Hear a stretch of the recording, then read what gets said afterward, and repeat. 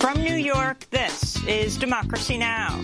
As WikiLeaks stands under threat, so does the freedom of expression and the health of all our societies. The long-awaited extradition hearing for WikiLeaks founder Julian Assange has begun in London. He faces a possible life sentence if he's sent to the United States. We'll speak to his attorney, Jen Robinson, just outside the London courthouse. This sets a dangerous precedent for all media organisations and journalists in Europe and elsewhere around the world.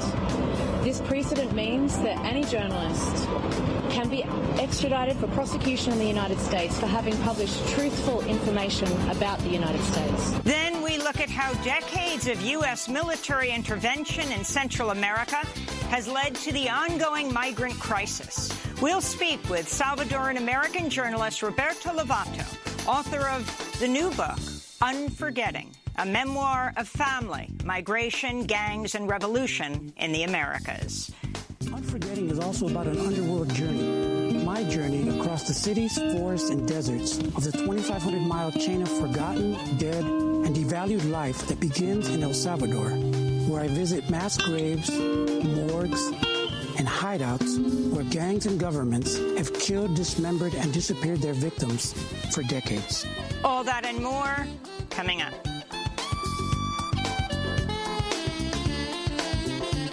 Welcome to Democracy Now!, democracynow.org, The Quarantine Report. I'm Amy Goodman. In California, 3 firefighters are fighting for their lives after a massive fire overtook their station at the Los Padres National Forest overnight. They were among 14 firefighters who deployed emergency shelters as flames overtook their position. The massive Dolan fire is just one of more than 85 raging across the West Coast, with red flag warnings from San Diego to the Canadian border in Washington state.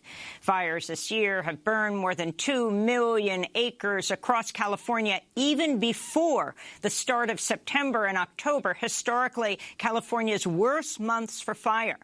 Governor Gavin Newsom said Tuesday his state needs to adapt to the realities of the climate crisis. But I quite literally have no patience for climate change deniers. It simply follows completely inconsistent, that point of view, with the reality on the ground, the facts as we are experiencing. You may not believe it intellectually, but your own eyes, your own experiences tell a different story. The confirmed U.S. death toll from COVID-19 is approaching 190,000. This comes as new evidence shows the death rate among African Americans and Latinos rose sharply during the summer. The percentage of African Americans killed by the virus is more than twice as high as white Americans. Meanwhile, a new study estimates more than 250,000 cases of COVID-19 may be linked to a motorcycle rally that brought hundreds of thousands of people to Sturgis, South Dakota last month. This would make it the largest super-spreading event in the United States since the start of the pandemic. Most of those who attended refused to wear masks or practice social distancing. The rise in cases is estimated to have cost public health agencies over $12 billion. In Britain, the drug company AstraZeneca has paused its Phase 3 vaccine trials after a trial participant came down with an unexplained illness. The vaccine is being developed with the University of Oxford.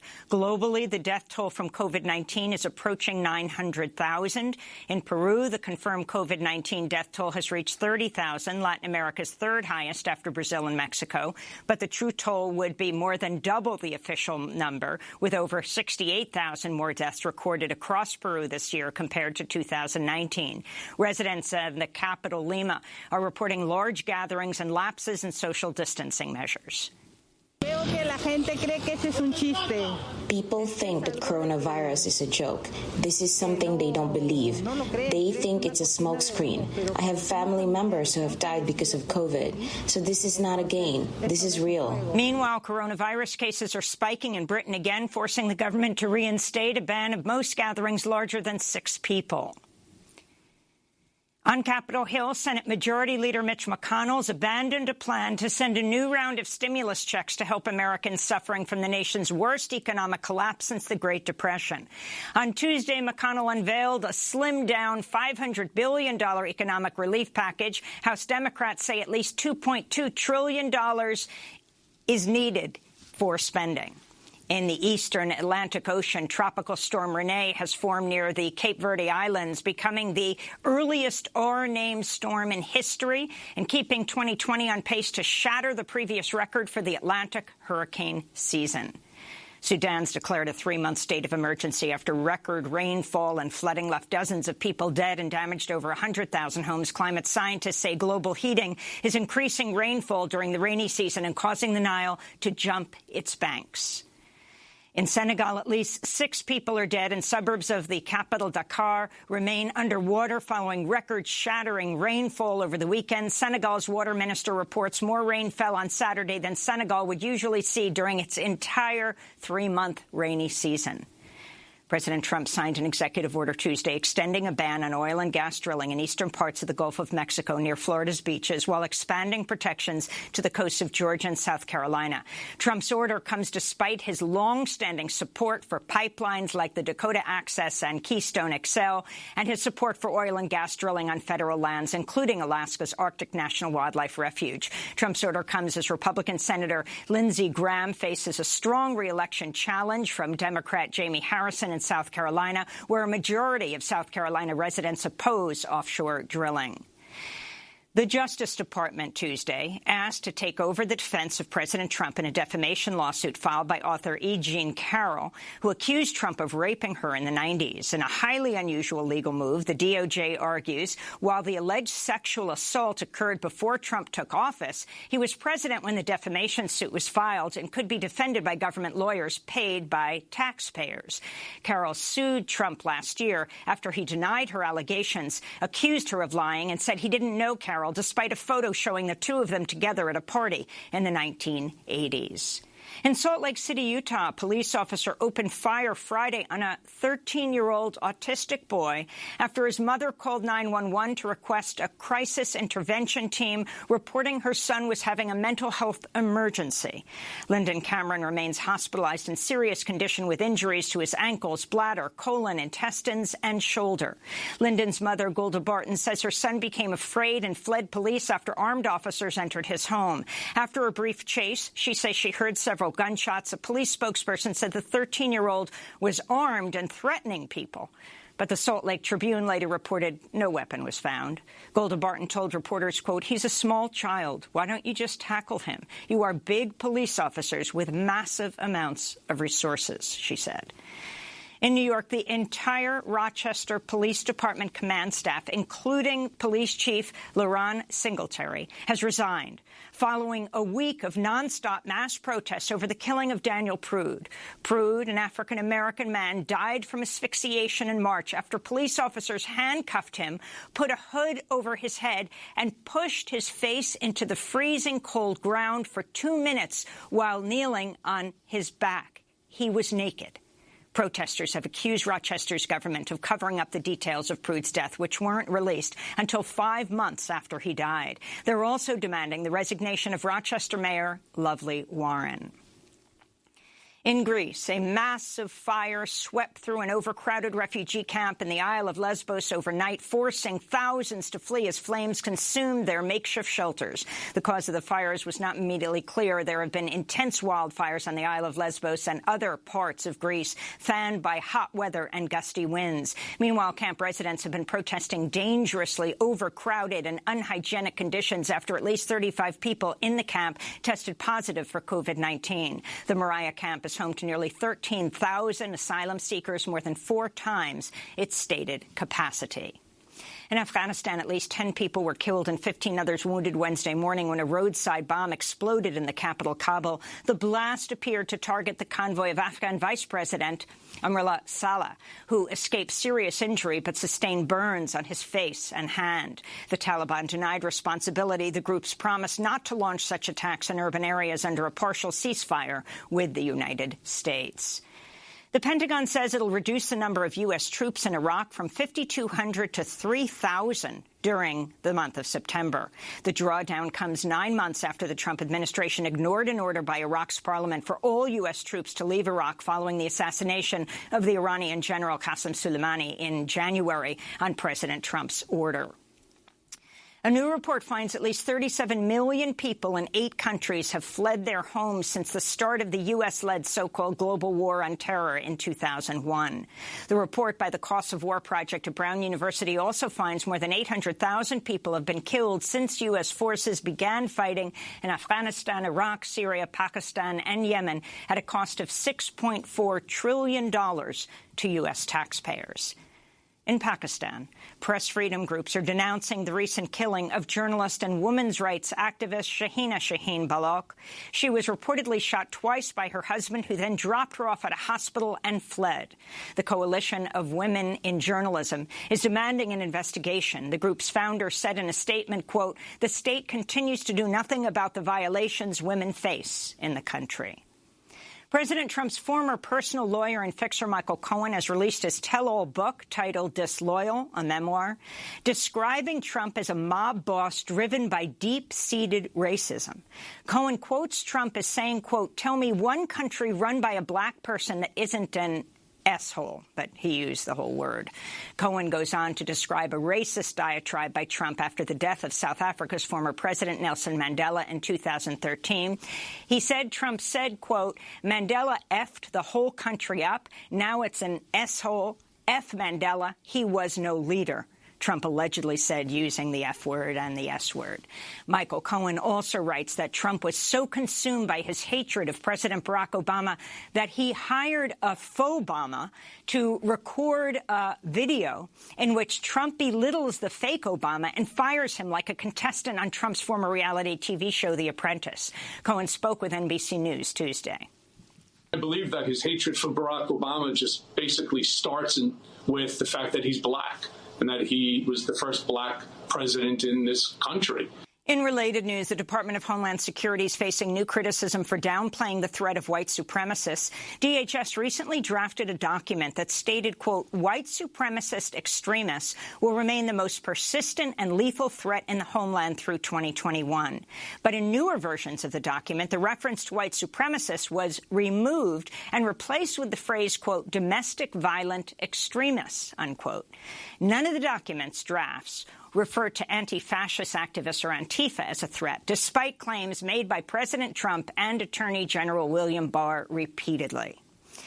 In labor news, graduate student instructors at the University of Michigan have gone on strike in part to protest the school's safety plans around COVID-19, as well as the university's ties to law enforcement agencies, including ICE, that's Immigration and Customs Enforcement. Meanwhile, University of Arizona employees have officially established a union after months of denouncing the university's reopening plan and following a series of furloughs and layoffs during the COVID-19 pandemic. The union has recruited over 200 members so far and will represent current and former U of A faculty, student, workers, and staff. And thousands of professors and students in universities around the country are participating in a 2-day scholar strike, protesting racial violence and police brutality. The action's being live-streamed with free lectures and panels about racial violence, policing, and community organizing.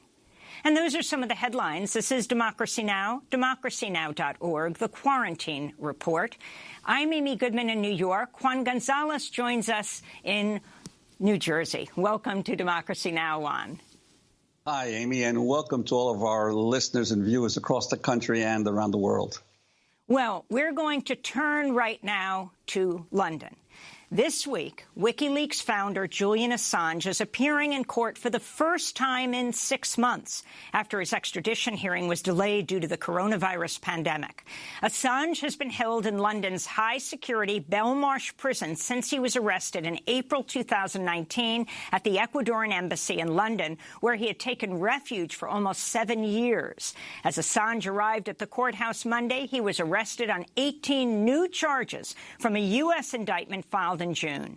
Assange is wanted in the United States for exposing U.S. war crimes in Iraq and Afghanistan. He faces 175 years for espionage and hacking charges. On Tuesday, the proceedings were briefly adjourned after Assange shouted, quote, nonsense, as James Lewis, a lawyer acting for the U.S. government, told a witness that Assange was facing extradition proceedings over the publication of the names of informants and not for handling leaked documents. The comment was a response to witness Clive Stafford Smith testifying that documents published by WikiLeaks had exposed, quote, grave violations of law, such as targeted U.S. drone strikes in Pakistan.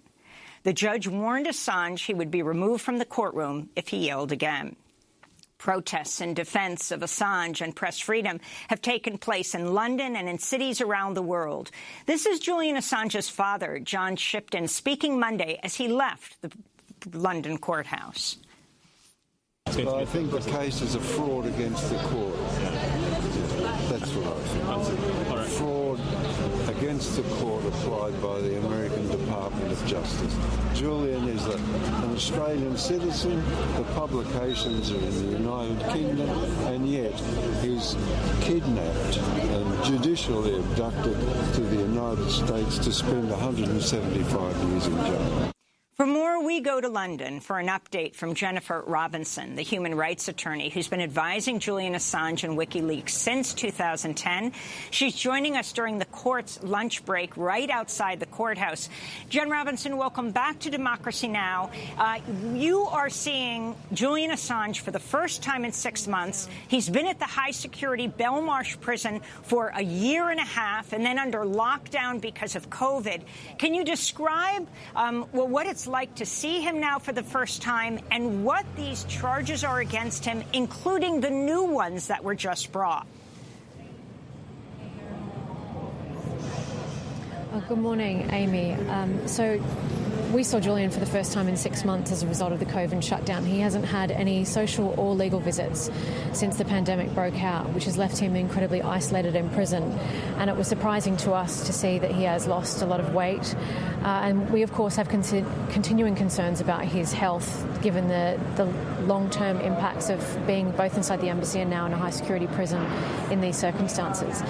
Of course, you mentioned in your opening that we've now have had not one but two superseding indictments. He was arrested on a second superseding indictment on Monday that the Department of Justice issued in June. We were first told that it made no substantive difference, and we're now told that those new allegations, which include allegations related to Edward Snowden and providing assistance to the NSA whistleblower Edward Snowden, now are part of the case and could form part of separate criminal allegations if he is returned to the United States. This is part of what we say the US government is trying to shift the goalposts, as it were. We heard from our defence counsel in court on Monday that, of course, this, perhaps in response to the strength of our case, that the US government is now shifting and changing its case almost 18 months after this started and after the closing and submission of evidence from both parties. It is a very unusual and highly irregular process in any kind of extradition case, and certainly one as unprecedented as this. And Jennifer Robinson, what about these new hacking allegations, bringing them so late in the process here as the hearing has started? I think adding these additional, quote, hacking allegations, which are general and questionable and, of course, are denied by Mr. Assange, I think is the Department of Justice attempt to try and shift the case away from the Manning disclosures and, of course, the evidence that we've heard this week and seen in the publications around the world, evidence of war crimes, human rights abuse, corruption the world over. It is a clear press freedom case, and the attempts by the Department of Justice to somehow create this as a hacking case when there is absolutely no evidence of any hacking by Mr. Assange, I think demonstrates their desire to move away from the important issues on press freedom. We've heard already in the evidence this case, in the evidence this week from Clive Stafford Smith, the founder of Reprieve, about the importance of WikiLeaks disclosures about US extraordinary rendition, torture, and importantly drone strikes and extrajudicial killings in Pakistan, and how those disclosures have been essential in his work both in terms of holding the US government accountable for those actions in Pakistan, but also with respect to his Guantanamo litigation in the United States. We've also heard evidence from Professor Mark Feldstein about the unprecedented nature of the attack on First Amendment that this case represents, and the history of the Espionage Act being threatened against journalists by various presidents, including Roosevelt and Nixon, and now, in this case, by President Trump himself. Specifically, you mentioned Mark Feldstein's testimony and the evidence he presented. One of the interesting things as I reviewed that statement of his was not only his historical look at how the press in America for a couple of hundred years was a highly partisan press, but he also talks about how the First Amendment doesn't protect the press as an industry, but as a technology.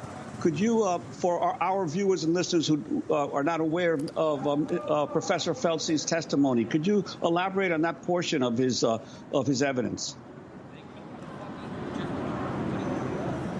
Well, Professor Feldstein explained at some length the importance of the First Amendment and how it protects every American citizen and any person within the U.S. jurisdiction, their ability to, their free speech. And of course, it protects the media's ability to communicate with sources, receive information and publish it in the public interest. What he pointed out about the danger of this particular case is the breakdown of the distinction between sources and journalists. So we've often seen that sources who make unlawful or unauthorized disclosures are prosecuted and can face criminal prosecution as a result of their disclosures.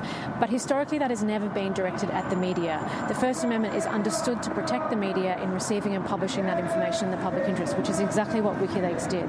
And in this case, what the Trump administration is alleging is that Julian Assange, by virtue of having communications with Chelsea Manning, receiving information from Chelsea Manning and publishing that information, is somehow conspiring and is conspiring in the underlying criminal act. And we've seen this same prosecution strategy now rolled out in Brazil by President Bolsonaro against Glenn Greenwald. That's why this is so dangerous, because this is the kind of activity that journalists engage in all day, every day across the United States and elsewhere around the world, which is why the New York Times and the Washington Post have both, in their editorials, said that this is criminalizing public interest journalism and news-gathering practices that have been used for decades.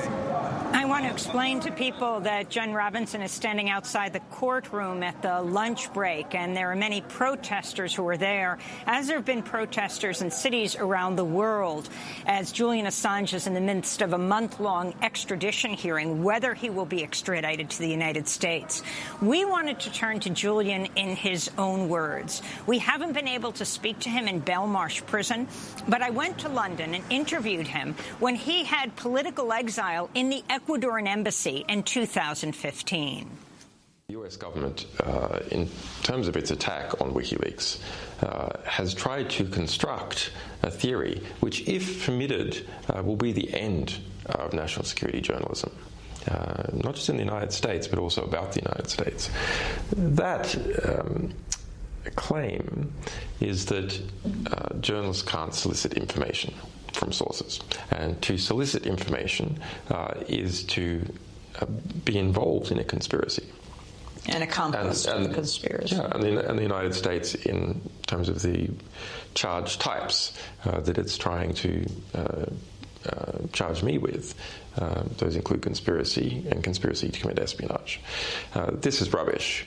We cannot tolerate this at the political level or the media level. So that's Julian Assange inside the Ecuadorian embassy before he was taken a year and a half ago by British police, and he was put in the Belmarsh prison.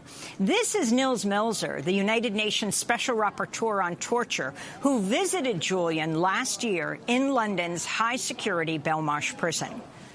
I spoke with him for an hour just to get a good first impression. Then we had a physical examination for an hour by our forensic expert, and then we had a 2-hour psychiatric examination. And all the three of us had the same impression, and well, I had certainly an impression, and the medical doctors had a diagnosis, we all came to the conclusion that he showed all the symptoms that are typical for a person that has been exposed to psychological torture over an extended period of time. So that's Nils Melzer, the United Nations Special Rapporteur on Torture, who visited Assange at Belmarsh. Jen Robinson, for people who aren't familiar with Julian Assange's case, if you can talk about what he is, the underlying charges here, where Britain will decide whether to extradite him to the United States, where he faces 175 years. What was it that WikiLeaks released? The millions of documents around Afghanistan, Iraq, etc. And what was Chelsea Manning's role in this and the significance of what she did? Well, Julian has been charged under the Espionage Act, the first time in the history of the United States, for receiving and publishing classified U.S. information. That includes the collateral murder publication, the Iraq Rules of Engagement, which demonstrates war crimes in Iraq. It includes the Iraq and Afghan war logs, which demonstrated that the United States government was not sharing the truth about what was actually happening in those conflicts, including the killing of more than 15,000 civilians in the context of the Iraq War. He's also been prosecuted in relation to the State Department cables and the publication of those cables, which revealed human rights abuse and corruption the world over. These are incredibly important publications for which he was nominated for the Nobel Peace Prize, the Sydney Peace Prize, won the Walkley Award for Most Outstanding Contribution to Journalism, and he faces 175 years in prison for doing his job as a journalist and as a publisher. That's why this case is so dangerous. And as you'll be hearing in the evidence that will be heard over the next 4 weeks, is from journalists, from NGOs such as Reprieve, is what we heard from yesterday, talking about the importance of these leaks, how they've been used in terms of political movements, in terms of human rights litigation, in terms of holding governments to account for their wrongdoing. And more evidence also about the prison conditions that Julian will face if he is in fact returned to the United States to face prosecution. And Jen Robinson, could you talk about the fact that it was President Trump, when he was running for president as a candidate, actually said in public statements that he loved WikiLeaks, and he urged them, if they had information on the Hillary Clinton emails, the supposed disappeared emails, to release them, that now it is the Trump administration that is seeking to prosecute him and extradite him back to the United States. That's right. There's certainly been a change in approach from President Trump from prior to being elected and now in his role as president. What we saw was a change in position from the Trump administration. We now know that there was no indictment under the Obama administration. Of course, that whole process was secret because of the grand jury process. But the indictment was not issued until well into the Trump administration. And we had indications that the Trump administration was going to take a different approach when Mike Pompeo, as head of the CIA, declared that WikiLeaks is a hostile non-state intelligence agency and that they would be working to take WikiLeaks down and that Julian ought not benefit from First Amendment protections. Followed very quickly by statements by the Attorney General Jeff Sessions saying it was a priority to prosecute WikiLeaks. And now we've seen the outcome of that. We see an indictment where Julian faces 175 years in prison. This is part of, we say, the Trump administration's attack on journalism and war on whistleblowers and journalism. And it is a precedent that will be used against journalists, not just in the United States, but journalists around the world. Because the most dangerous thing about this, in a position that the United States Attorney has made clear in his evidence before this court, is that not only is the US government seeking to exercise jurisdiction over journalists and publishers outside of the United States for publishing information about the United States, they are also saying that they will exercise that jurisdiction, but at the same time, foreign publishers and journalists will not benefit and should not benefit from First Amendment protections. And that should be very concerning for journalists everywhere around the world. And, of course, many of the news organizations in the United States work with Julian Assange, like the New York Times, like the Washington Post, in exposing war crimes in Iraq and Afghanistan. Have they come out to the extent that you would like to see? And would it make a difference? As well, if you can talk about what you expect to see over this month. Is Daniel Ellsberg testifying today, one of the most famous whistleblowers in the world?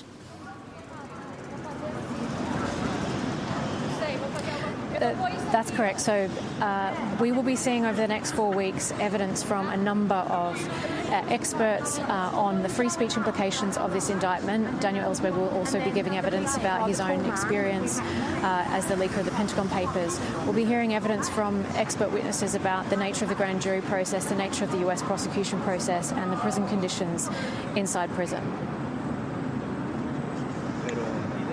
And the role of U.S. press, so significant because it's the U.S. that's seeking the extradition of Julian Assange, again, for which he would face 175 years in prison.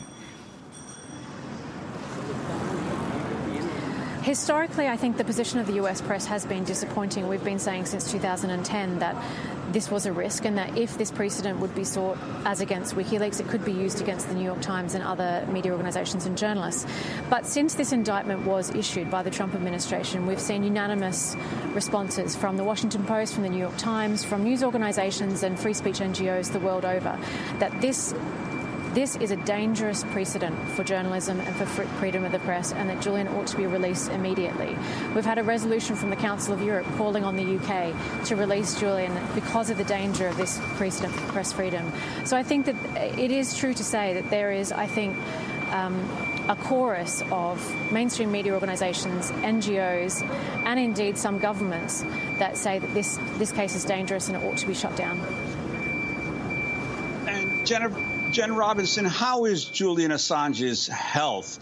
What's the situation in the prison with COVID and the potential for him to be exposed?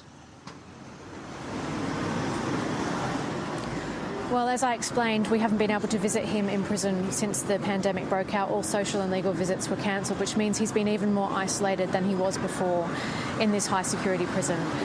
Because of his long-term having been effectively imprisoned long-term, he's 7.5 years inside the embassy and now inside the prison. He has a number of respiratory issues, along with other health concerns, which make him particularly susceptible to COVID.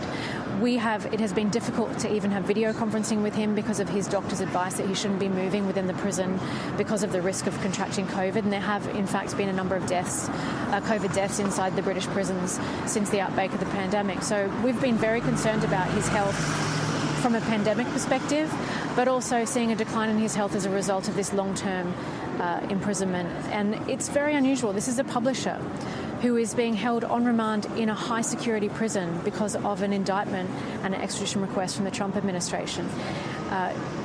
It is having a serious impact on his health, and we will be hearing further evidence, psychiatric evidence, about the impact this has had on Julian and what will happen to him and the doctor's concerns for him if he is returned to prison in the United States. Is there any discussion between your team, Julian Assange's legal team, and the Trump administration over a pardon? That will be the subject of evidence in these proceedings, so you'll have to wait to see what happens in court. Well, we, of course, will continue to follow the case of Julian Assange. He has been in captivity, either in political exile inside the Ecuadorian embassy or at the high-security Belmarsh prison for over 8 years at this point, the last 6 months in almost total lockdown at the high-security prison because of the pandemic. We'll continue to cover this case. Jennifer Robinson, human rights attorney who's been advising Julian Assange and WikiLeaks since 2010, speaking to us right outside the courthouse during the lunch break of the case around Julian Assange. When we come back, we look at how decades of U.S. military intervention in Central America has led to the ongoing migrant crisis. We'll speak with Salvadoran-American journalist Roberto Lovato, author of the new book, Unforgetting. Stay with us. You may not have a car at all, but remember, brothers and sisters, you can still stand tall. Just be thankful for what you got. Diamond in the back, sunroof top, big in the scene with a gangster lean. Woo-hoo.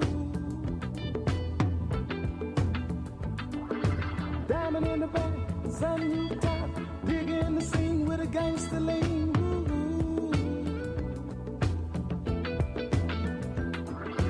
Diamond in the back, sun rooftop, digging the scene with a gangster lean.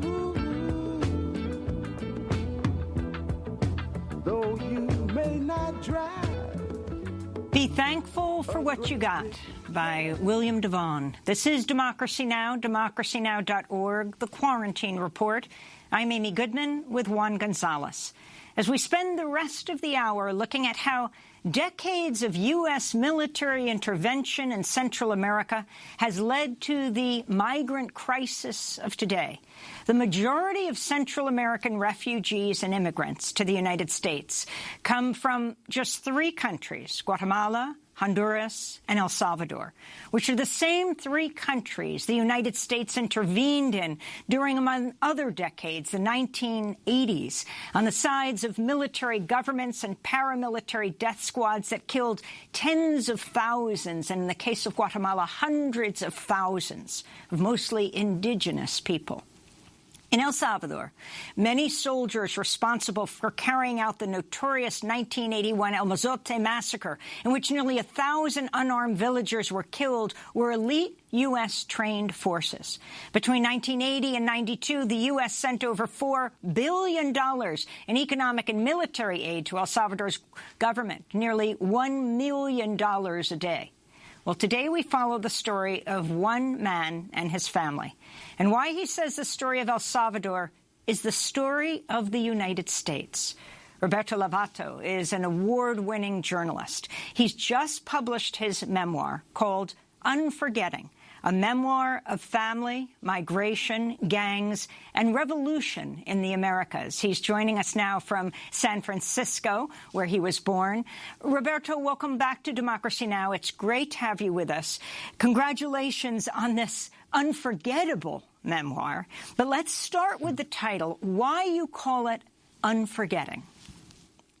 For anything, Amy, thank you. It's always a pleasure and an honor to be with Juan and you and the crew once again on this joyous occasion for me that I've worn a red shirt for you that's in celebration and solidarity. And I was going to have a gangster lean when you played that song that I used to play in lowriders and stuff. And so, but the term unforgetting comes from the Greeks. The Greeks believed that when you went into the underworld, when the dead went into the underworld, they had to cross the Lethe River, which was the river of forgetting, before going to either Elysium or Hades.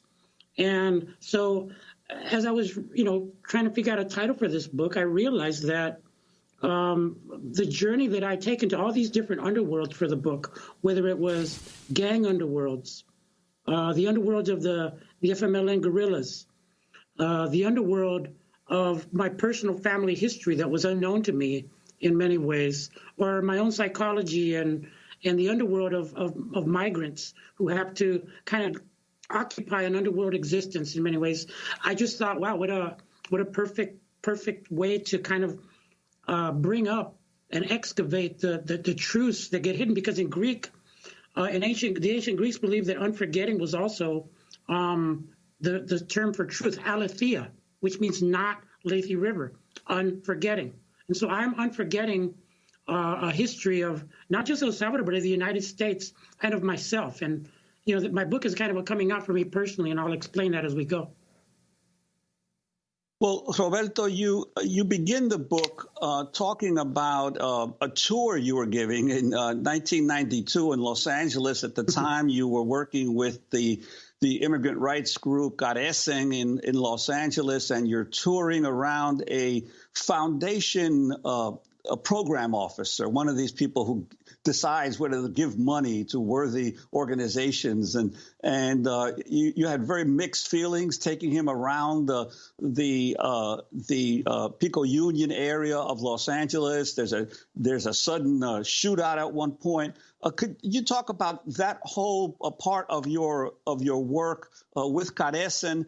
And also, what lessons might be drawn for a lot of activists today, Black Lives Matter activists and prison reform activists who are suddenly being courted by foundations who suddenly had discovered that they haven't been properly funding anti-racism programs around the country?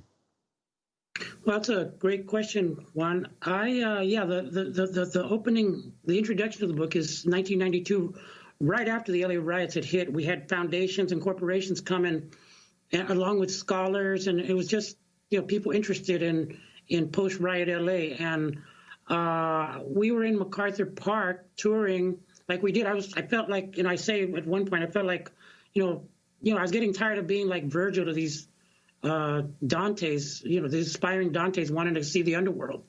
And so I'm showing this guy, Leland, MacArthur Park, when I'm approached by the first MS-13 member I ever met, this kid named Jose. And, we were, I could tell that the Leland was scared out of his wits, like he was in a lion's den or something, and he was looking to me for security. And so I open it that way because it shows kind of the way that the whole issue of youth and urban youth and gangs, even foundations and corporations will kind of shy away from, as do legislators, including legislators of color here in California, where the gangs were born. In fact, where MS-13 and 18th Street were born, and then after they were born, they kind of adopted the structures of like the Mexican mafia.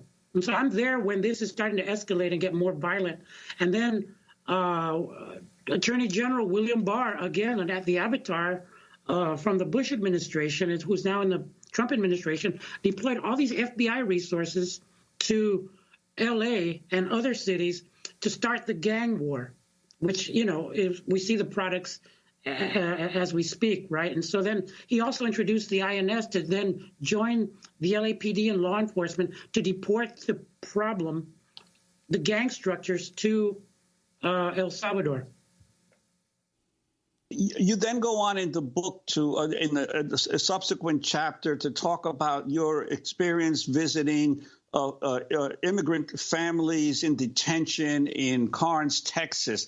And could you talk about that and also this whole effort of the federal government to put these detention centers in the most out-of-the-way places so that even journalists have trouble getting to them?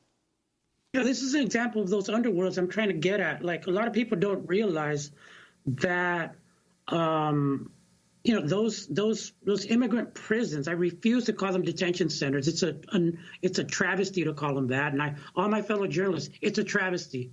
They put these prisons down in southern Texas precisely because immigrant rights groups won't go down there. It becomes harder for them to go down there, and it becomes harder for journalists, say in San Antonio, to drive all these miles down south to visit these places. And they're actually ICE memos.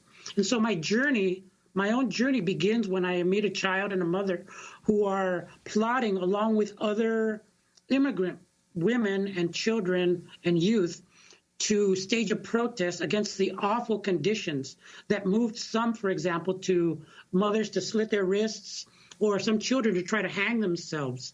And so, I was reluctant because my friends, Ursula and Felipe, invited me to go to this prison, and I was kind of reluctant because I had this whole story from the war and other trauma I didn't even know that I had kind of stirring up in me. And I knew I would eventually have to tell my story.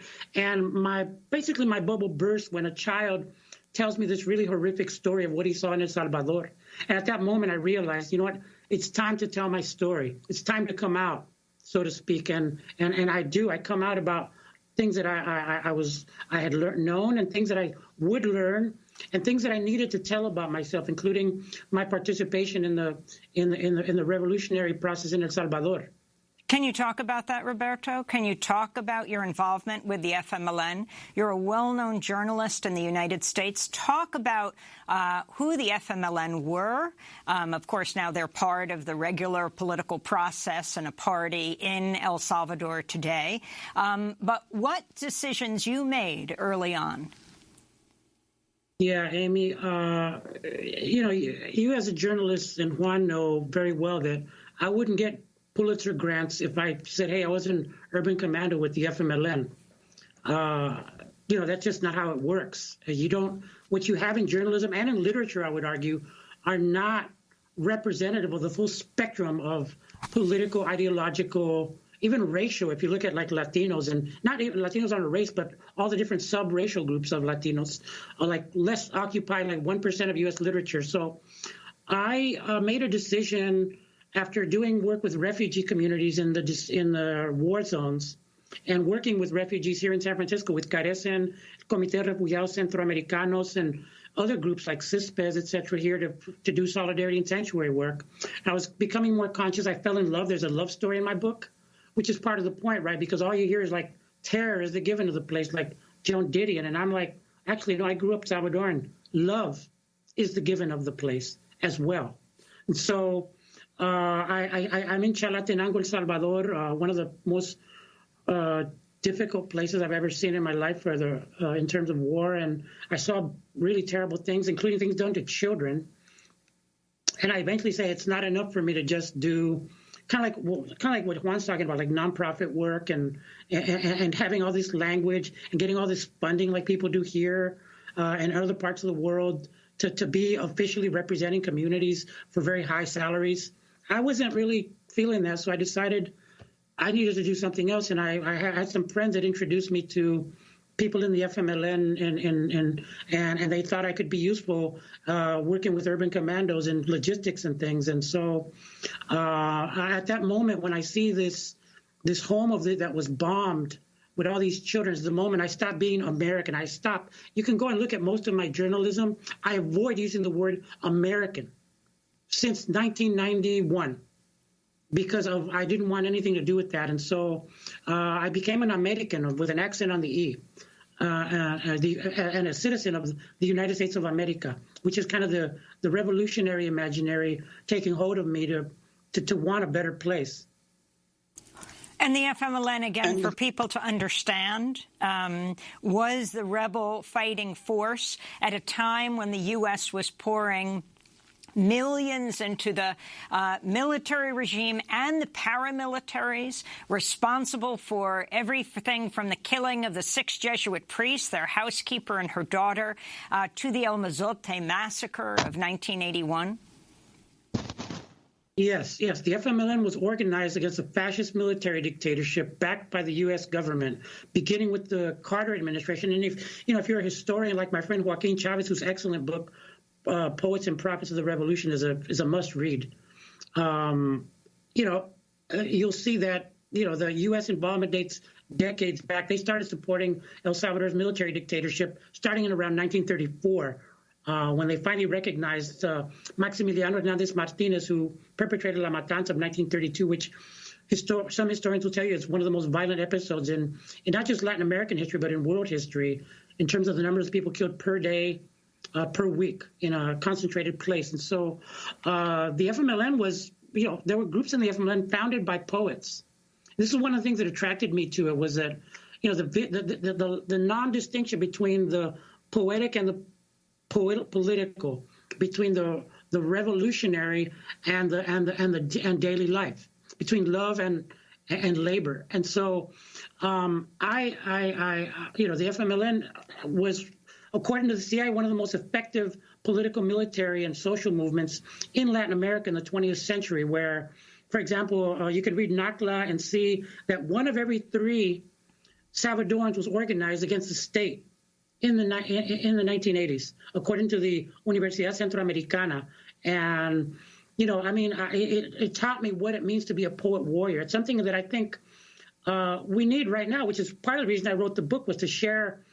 There's all this dark, heavy stuff, but I think you'll find there's a lot of love, tenderness, and hope in the book, because that's the only way we got through as Salvadorans. And I think, as in all my experience around the world in a most intimate way, I've never seen a people with such astonishing resilience as Salvadoreños.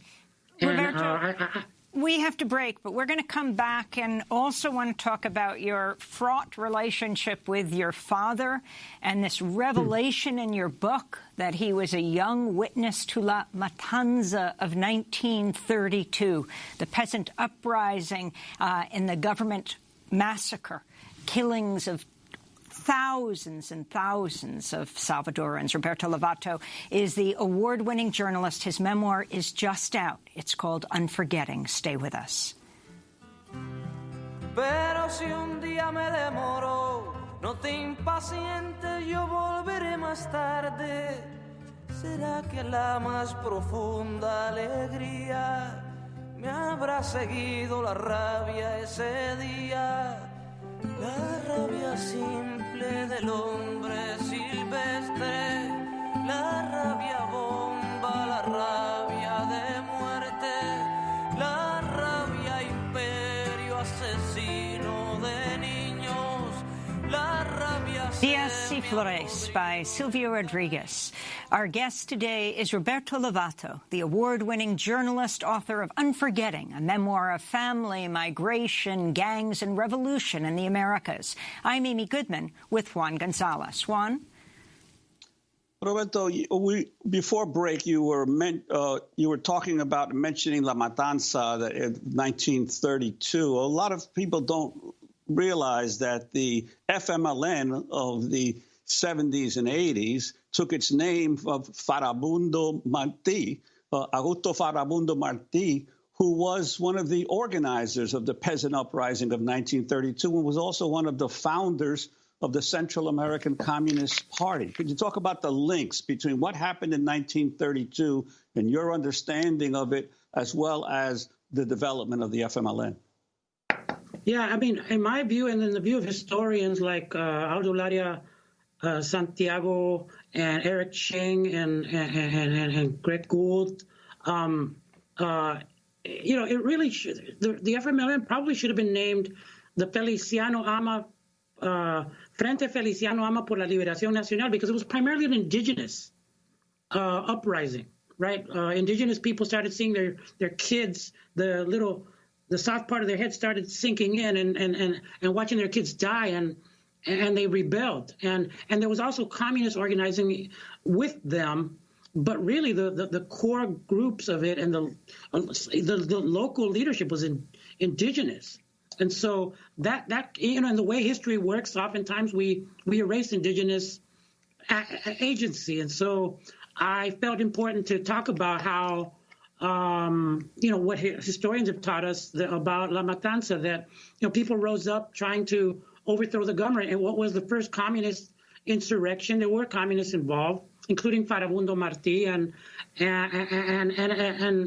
a man named El General Maximiliano Hernandez Martinez saw an opportunity not just to take power because he was the vice president, but also then perpetrate what scholars at Oxford have told me is one of the single most violent episodes in world history as far as the number of people killed per day in a concentrated space and per week in a concentrated space. And so, you know, there's the records of La Matanza were buried, burned, destroyed by and large.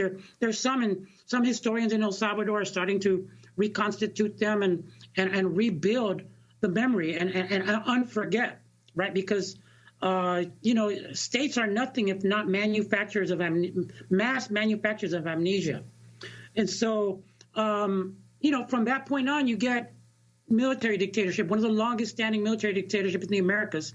But you also get one of the most consistent left oppositions and effective left oppositions in the Americas, in the Salvadoran people's struggle, which is part of the reason I wrote my book, because those pathetic images of children crying and mothers screaming, those sound bites of mothers screaming in places like Carnes are the dominant images, along with gangs of Salvadorans, when in fact you've got this incredible, you know, astonishingly incredible political capability that the Salvadorans had and still have.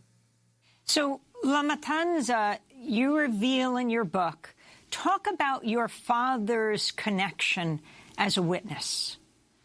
Yeah, my father, Ramon Alfredo Lovato Papamon, known to those that love him, was 9 years old when this happened in January of 1932. And I didn't even know this. I was teaching in the country's first Central American Studies program at Cal State Northridge, and we were trying to find books which you can't find in English, except for a few like the one by Gould and Santiago.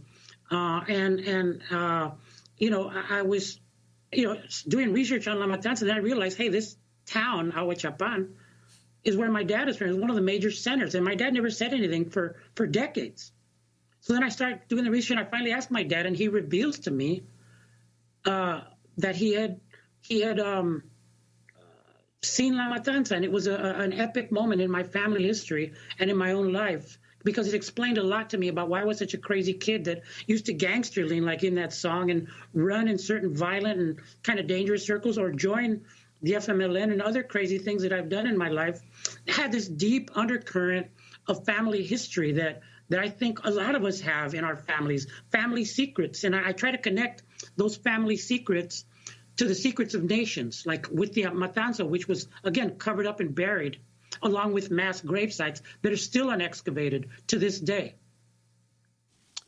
And speaking of family secrets, you also revealed in your book that your father, who had worked for United Airlines for many years as a ramp service worker, also had his own underground life, basically in the Mission District of San Francisco, selling contraband. Yeah, my dad was, along with Santana's father, involved in the contraband industry in San Francisco's Mission District. A lot of colorful characters came out of there, and my dad was at the center of it. And my dad, a very smart guy, created a transnational network of contraband, jewelry, electrodomestics, calculators, perfume, eventually guns. My dad was running guns between San Francisco and El Salvador. But he wasn't selling them to like the fascists or to the FMLN or anything. This was before, in the pre-war year in the 70s.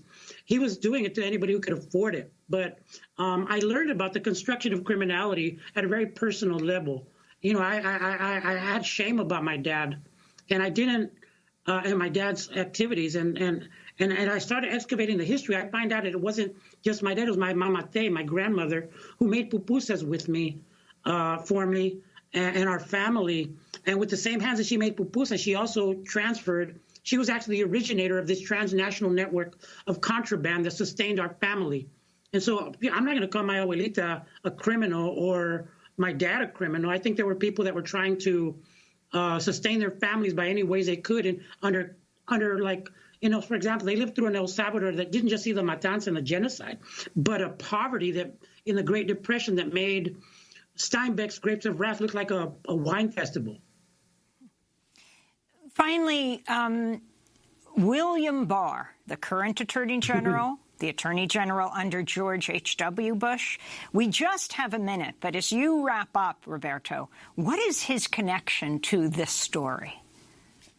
William Barr, as Attorney General under the first Bush, redeployed FBI resources, and the greatest deployment of FBI resources up to that point, taking FBI agents who were fighting foreign, looking at foreign threats, and started focusing them on gangs. And then he starts looking at MS-13 and other gangs right after the LA riots. You can see he was there in LA, and he started us on the path to eventually like militarizing the police that we have right now. And then he also had the INS deport the gang problem to El Salvador, and then he exported after the war U.S.-style policing, and then I found out that military trainers from El Salvador actually came to train LAPD in counterinsurgency and other police forces. It's just when you start seeing the robocopization of cop uniforms, right, and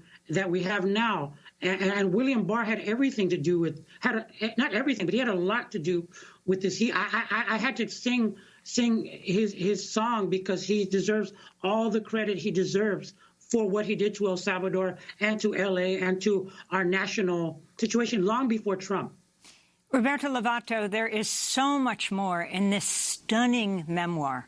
Roberto is an award-winning journalist and author of Unforgetting, a memoir of family, migration, gangs, and revolution. And that does it for our show. Democracy Now! Is produced with Renee Feltz, Mike Perkdeen, Augusta Libby Rainey, Nermeen Sheikh, Mariana Tanasena, Carla Wills, Tammy Warnoff. I'm Amy Goodman with Juan Gonzalez. Wear a mask. Stay safe.